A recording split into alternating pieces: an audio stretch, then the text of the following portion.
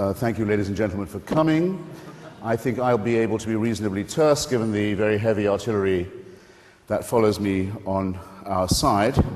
I think it might perhaps have been felt when I was chosen that the case for atheism should not be made by the spokesman for its moderate wing, Richard Dawkins. That it might be okay to have at least one extremist on the panel.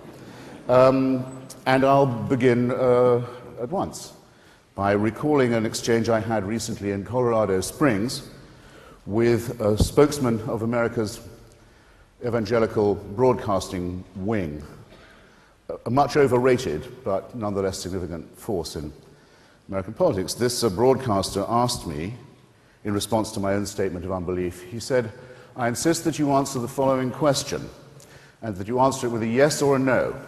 I braced myself. I accepted the challenge unseen. He said, "You are to imagine yourself in a strange city where you've never been before. You are to imagine nightfall coming on and you to be without friends or succor in this town.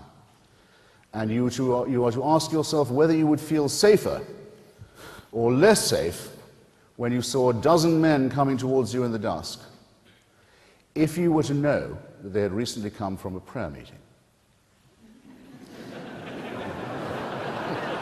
This is I think I can justifiably say I'm relaying to you, comrades, friends, brothers, sisters, the challenge that was put by the religious to me. You'll see at once it's not a yes-no answer. You can't give a yes-no answer to that, but I accept it anyway. I said, very well, I won't give a Sesame Street reply, but just without leaving the letter B, I have been in that situation.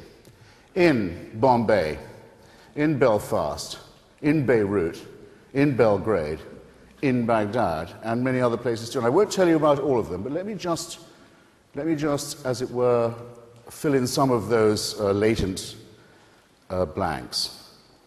In Belfast, the capital city of one of the provinces of this, our United Kingdom, as everybody here knows, everything, culturally, educationally, economically, politically, socially, has been very gravely retarded for at least a quarter of a century, at least half a century and maybe more since partition, and before that, because partition is both the outcome and the cause of sectarian warfare in this town, by the simple fact that there are people there who are willing to kill not just one another, but one another's children on the basis of what kind of Christian they are.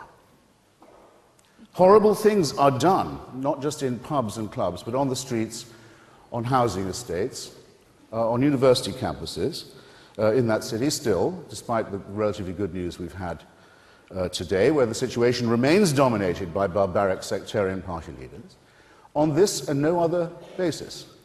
Both churches demand that their children are sent to separate schools. They each agree with the other that above all things their own children must be protected from the faith of another faith. I don't think I need to elaborate very much more on how horrendous the consequences of that have been and how they are enshrined, by the way, in our own constitution, which mandates that our own head of the church is also the head of the state and of the armed forces, with all the ludicrous Windsor consequences that you get if you found a national church on the family values of Henry VIII.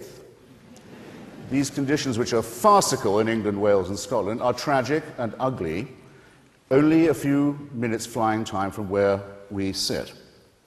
If I pass on from Belfast to, say, Baghdad, where I've recently been, and without reopening any of the arguments about the rightness or otherwise of the coalition intervention in Mesopotamia, I think it can be granted by any fair-minded person that what was most needed in Iraq after 30 years of fascism and war was a period of reflection, a short interlude of calm, during which Iraqis could look about themselves and decide perhaps for whom they'd like to vote, perhaps what kind of country they'd like to live in, what kind of federal system they might wish to evolve, and to do so unmolested by violence or terror. The parties of God have vetoed every hope of that process. The parties of God now have the Iraqi people in their jaws, and they're saying to them, it's not enough just to kill foreigners or to rail against Jews or Christians or secularists. That's nothing like enough. It's only in Iraq, not only, mainly, chiefly in Iraq, that it's considered perfectly all right, in fact, a religious duty to blow up the mosques, to destroy the religious schools of other Muslims, of the Muslims of another school, not unlike the pattern of Belfast. It's not enough to have faith, you must have the right version of your own faith, or risk death, mutilation, and humiliation, and the destruction, the immiseration, the torture of Iraqi society is something that all of us can read about every day. Suppose we're to go to Beirut, the pearl of the Levant, the most civilized and beautiful and cultured city of the Middle East, and to see what happens when, for politicized reasons, a sectarian constitution is in place which says that the president of Lebanon must always be a Maronite Christian, that the speaker of its parliament must always be a Shia, that its vice president must always be a Sunni, that the Druze must have their share, and so on, leaving out at the very bottom, I'm afraid, such forces as Kurds and Armenians, but making everyone defined in their citizenship by their faith. Do I need to elaborate what that's done to retard, to bankrupt, to beggar, to disfigure, and to degrade what could have been an ideally plural and diverse and happy society? Remaining with letter B, shall I say Banja Luka? Shall I say Belgrade? Or just say Bosnia? Again, one of the most civilized enclaves of the Balkans.